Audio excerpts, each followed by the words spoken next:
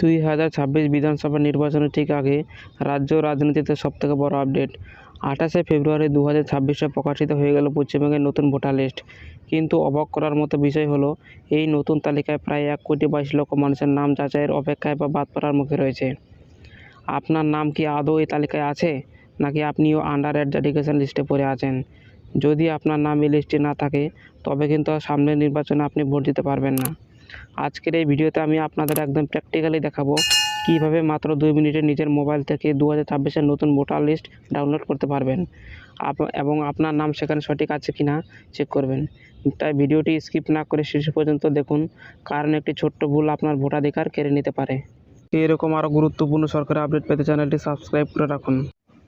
2026-এর voter list download করার জন্য আপনি আপনার মোবাইল ফোনের গুগলে ভোটার্স লিখে সার্চ করবেন।